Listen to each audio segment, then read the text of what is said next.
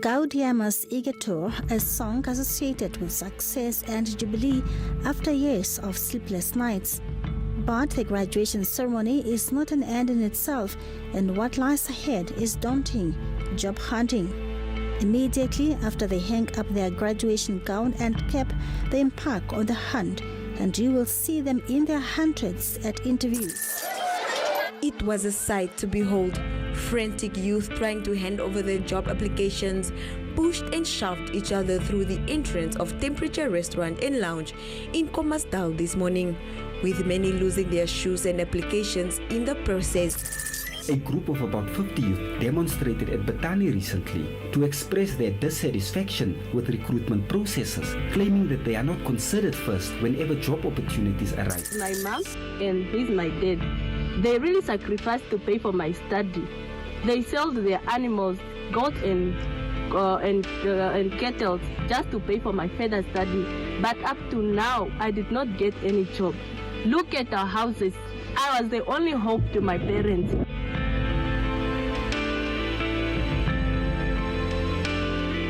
This year, more than ever before, has seen many frustrated, unemployed young people stand in long lines in search of any kind of employment.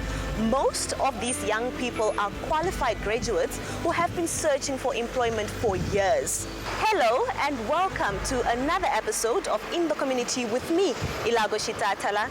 This week, we focus on the psychological and financial impact that unemployment has on young people.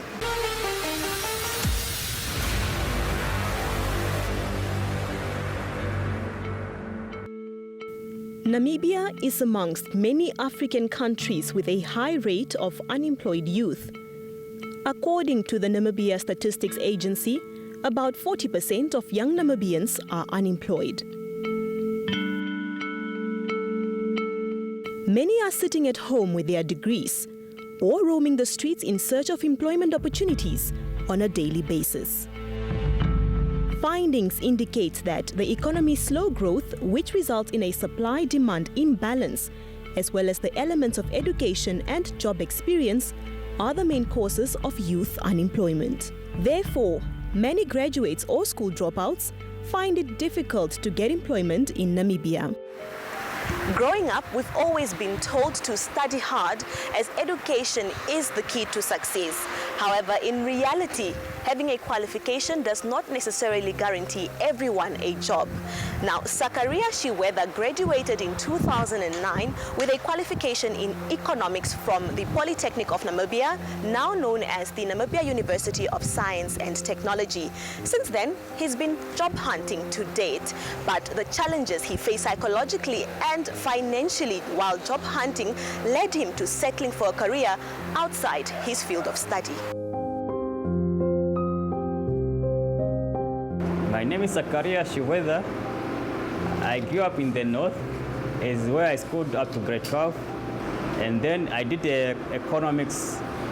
And then I completed in 2009. I registered for IT, but there was not enough financials just to fund my study. And then later on, I decided to go for electricity. I was just doing any kind of job that I can ever find. Even administration, I was doing the administration for the pharmacy, a lot of things. So hard to get a job. Then I got for writing policies with the Sanlam. I worked for Trasco, and then I just decided to go back to schools to study electricity, because it's so hard to find job if you are not doing something like artisan things.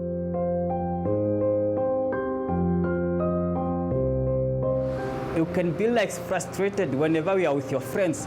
Your friends are working, but you are not working, and then some of them they be like moving apart from you. They are no longer want to talk to you. They can only talk to you whenever they need a favor, a little favor. But if you happen to ask them a little favor, they will not able to help you. They can able to help, but they cannot do it for you. My self-esteem, it was going down. I was losing the confidence in life. Then later on, I realized that, there's always two ways, negative and positive. It's for me to feel down. It's better for me to go hustle something else. Like I just decided to go back to school. Just imagine making a copies, taking a cab from Katutura to town to make copies, go to the police station to certify. I can say that I have spent a lot, something like maybe even 5,000 I have spent it. There was a time I came from here driving to Oshakati just for the interview. And then the problem was, the moment we get there, we were kind of more than 200 that we had to go for one position. I went to Katima, I went to, and Okahanja also, I was also there, just hustling, just checking going for the interviews, and also deep in the Oshikoto region there, I was called for some interview as a teacher, but the people that you're gonna find there, you might say that there's a meeting, but or you might say that there's a rally.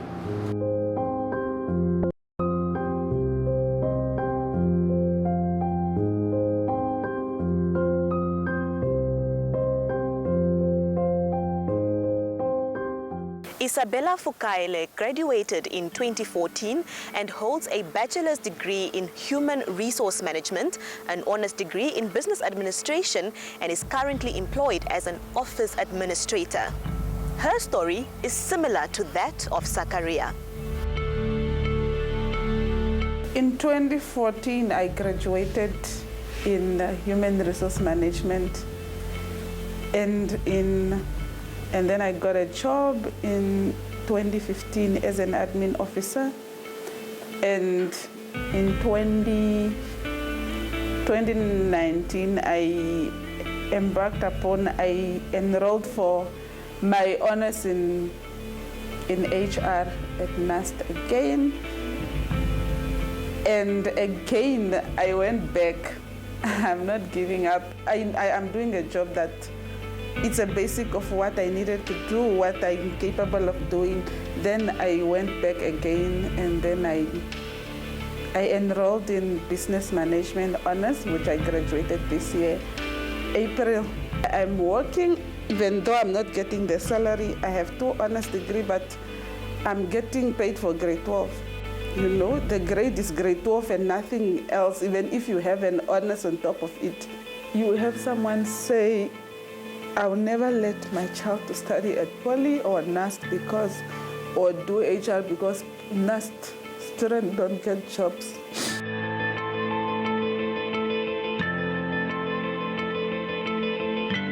Just telling it in your face, they might know how hard it is for you to hear that, but at the end of the day, you just go home and cry about it. Because you're in the same struggle, right?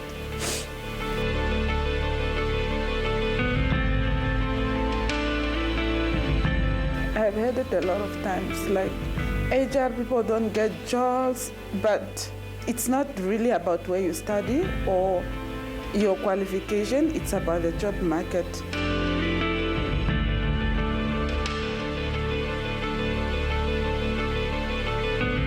It's draining financially. Even the parents, they will not understand. You tell us you go for the interview here and there, but are you really going for interviews and all that? For an interview, you probably need $1,000. You are now considering the transport, the food that you need to eat while there, the accommodation, or sleep at the service if you don't have the money to pay for the accommodation. Imagine, first of all, when you are just entering the interview room, and then you see 400 candidates. By then you're already discouraged, first of all, 400 candidates. Am I really going to get out? And that's emotionally draining.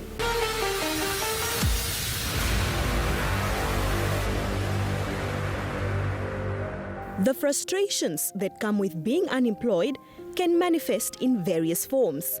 This can be social unrests, as mentioned earlier by Zakaria, or it can lead young people into partaking in criminal activities and substance abuse, just to mention a few.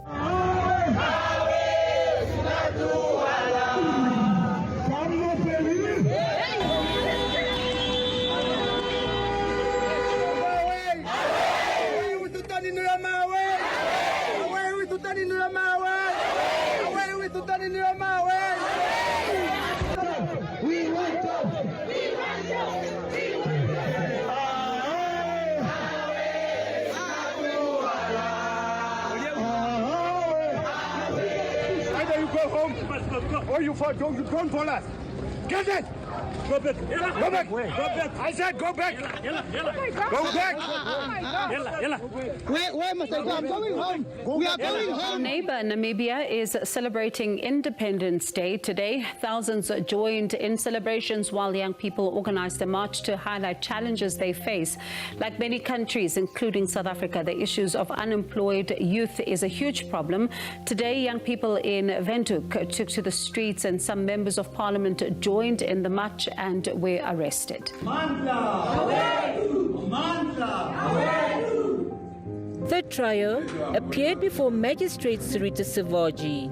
Hengari was granted bail on condition that she does not participate in any illegal demonstration and that she should appear before the Katutura Magistrates Court again on the 29th of this month.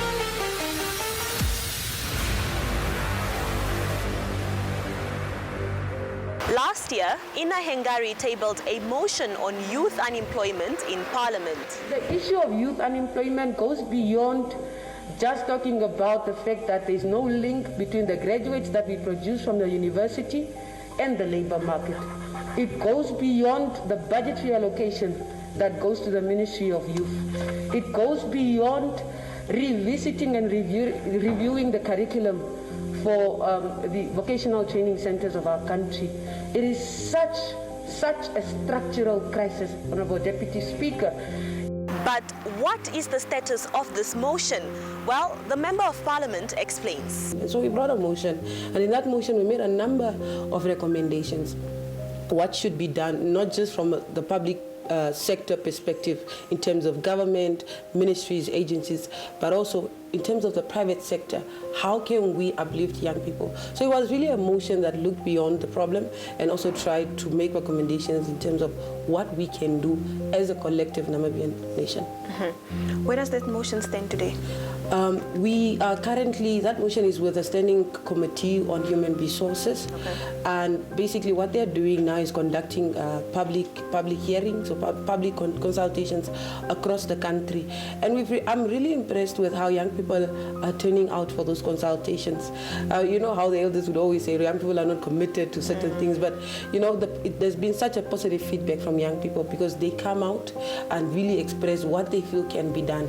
And some of those things have really been when there's a project, a government project, for example, that focuses on bringing a tarred road in my village. Why am I, as a young person from Kurenkuru or from Okakarara, not offered an opportunity to also participate, whether it is as a staff member, so that I can also be employed, even if it's a short-term project. They've also really tried to call on traditional leaders in their communities to say, if you are a traditional chief or a traditional leader, you must play an active role in trying to uplift those that live below the poverty line, especially within that traditional authority or within that traditional community. So there's been a lot of ideas that have been coming forth. The idea of the Green Scheme Project, for example. There are a lot of Green Schemes projects in Namibia today, not black run or run by black people, but that are run by foreigners, and sometimes that come to a complete standstill. You look at Mashari, for example, Uvungu, you know, all these projects have really come to a standstill, and young people feel, they should be at the forefront, they should be involved, and by doing so, we are uplifting young people from this crisis of unemployment. Even if the employment is temporary or it's seasonal, they are still doing something and they are gaining experience from that. There is definitely a huge skills mismatch between the graduates or the quality of graduates that we produce from university and the jobs that are available in the labor market. And by that we mean, I remember some time ago, and I think President Nyoma was still president of the country, the government was very intentional about the number of nurses that they must produce as a country, the number of teachers that we must produce as a country. And this was obviously after having done an extensive study of the graduates that we need or the jobs that are available in the job market or the labor market. And I remember some of the efforts that were done at the time were to ensure that if you are a young person and you want to pursue education, for example, instead of getting a loan, you would get a grant or a bursary. If you are a young person, you wanted to do nursing, because at the time, those were priority fields for the country. And that is what we've not been doing, unfortunately, since that time. We've not been able to really match out what we as a country need right now. What are those priority fields? What are those qualities that we want in the graduates that we produce from university, so that they are employable, but also so that they become themselves attractive in the labor market. Mm-hmm. The one thing that you really see in young people is that they are coming out to finally do something. And that, I think, should be the spirit that we should encourage, is to try and learn a skill, try and do something. Don't just want to wake up and go to bed every day and rely on your grandparents for their pension at the end of the month. So it's always important. Learn a new skill, try every now and then to review your CV, try and edit it, make it presentable, try and work on your speaking abilities as well, because some of these things really count and go a long way as you're looking for a job. Yeah. Finally, what role can all of us as individuals play in alleviating this plight? All of us need to join hands. It's not just the job of government to create jobs, nor is it just the job of the private sector to create these jobs. But there is a collective responsibility upon all of us to come together to try and see, if I, as a person, as a young person, and I am looking for builders or I'm constructing a house, what can I do for the young people in that area where that construction is happening? Can I get perhaps a few young people that have the training, whether it's from a vocational training center or that have been employed before but now no longer have work? What can I do as an individual beyond the organization that I represent to really try and empower those young people? I think all of us have a role to play, whether it's a person who, if I spend a lot of time on my computer, they can try and print out CVs for young people, try and refurbish CVs. All of us really can play, even if it's the smallest of role, and it can help young people in our country. It's also important that as young people, regardless of unemployment that affects young people as well, we also try and speak up for young people who stand up for those young people. And I'm particularly referring to the issue of Michael Amushelelo, who is a young activist of our country, a son of this land, that I think deserves the support of all of us as young people, because as we stood up on the 21st of March, it was really young people coming together to say, look, we want government to do something. There must be a response from the national leadership in terms of how we address this youth unemployment. And we are ready to look beyond political party lines. We are ready to look beyond political affiliations, because this is something that affects all of us.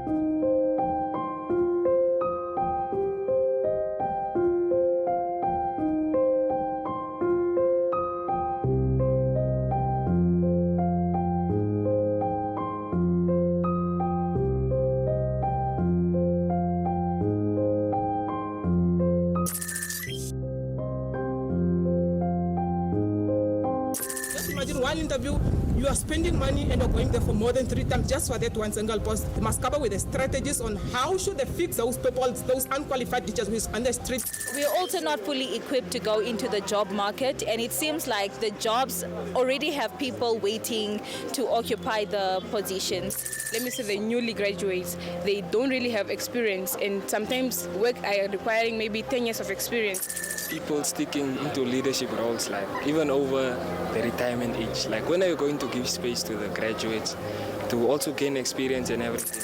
A lot of people don't want to go into the basic commercial jobs. You have a lot of people want to be artists, a lot of people want to do sports, but there's no opportunity like in South Africa. Simply because the market isn't really fitting for the new courses that people are studying and the jobs and stuff like that. So it causes youth unemployment.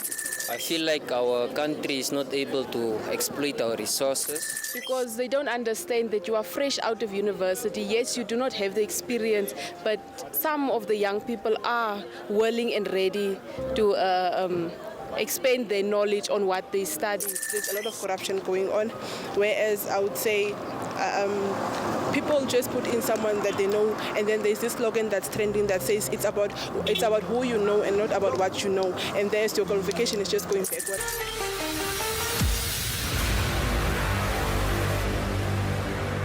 We are now headed in here to speak to Semkawa Pirura, who is a social justice activist, to help us understand the issue of youth unemployment in Namibia.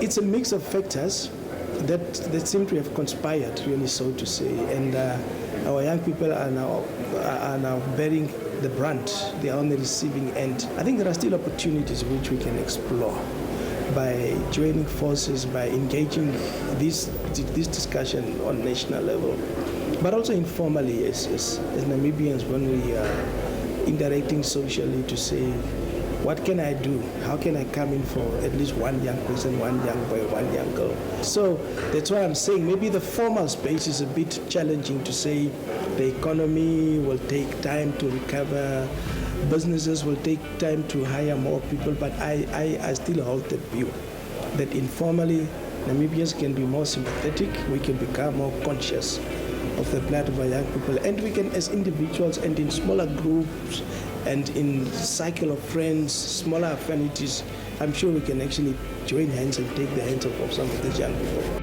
Industries automate, they automate processes, they automate production, and in the process, jobs are taken over by computer systems, by machines.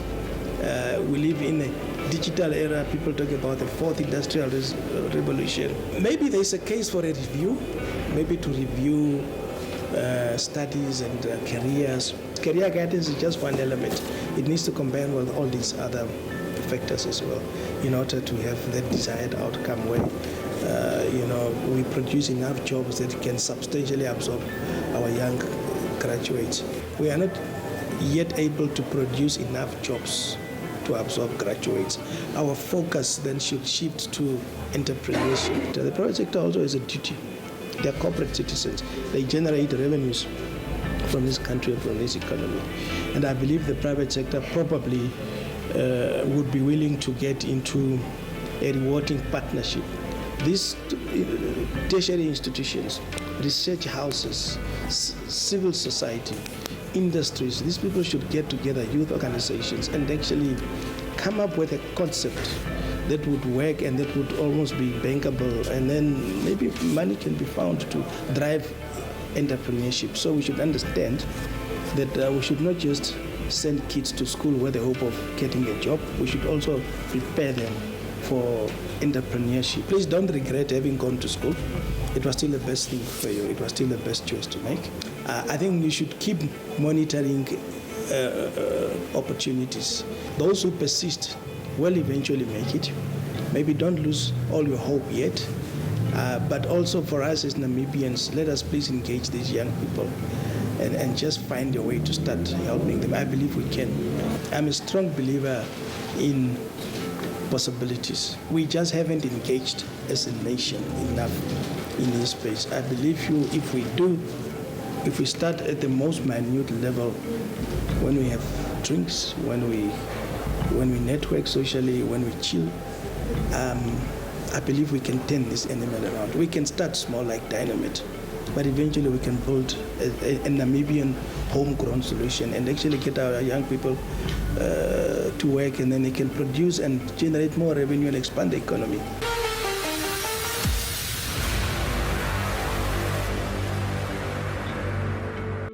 The Ministry of Labour, Industrial Relations and Employment Creation has a system in place that registers job seekers and assists them in finding employment. We now speak to the Deputy Director in the Ministry to help us understand the successes of this portal. It was established in 2011 and it was developed in 2012 by a company called, it's a local company called Nowtech Group of Companies. It was piloted in 2012 in the Erongo region. Then after that, it was rolled out to all the regions. It was officially launched in December 2013. We have successes on the portal. Currently, we have registered more than 185,000 job seekers are registered on the system. And then we have also registered in 2,220 employers. At the same time, we have placed or we have managed to secure employment for more than 9,000 job seekers. So those are the success stories of this system. Is this portal accessible to all in Namibia? Yes, it's accessible to all the youth because you can access this system anywhere where you are as long as you have internet connectivity. Even those ones who are in the rural areas, we do take services to them. Okay. There are times whereby employment officers go to constituencies whereby they go and register job seekers. For those who don't have the means to come to our offices in town to come and register, we take the service to them. Help us understand what an application process on the portal looks like. An application process, first employers should post the position or the vacancy on the portal. And it's only those employers who are registered with us are the only ones who are able to post their vacancies on the system. After a vacancy is posted on the system, job seekers who are registered, they can now apply to that position. And it's only job seekers who are registered also on the portal are able to apply. So applications are coming daily as vacancies are posted on the system. The procedure to follow, we are in all the 13 regions apart from Kavango West. That's where we haven't yet established an office. So they can just go to the nearest office if they don't have access to internet. Because you can even use, if you are having a smartphone,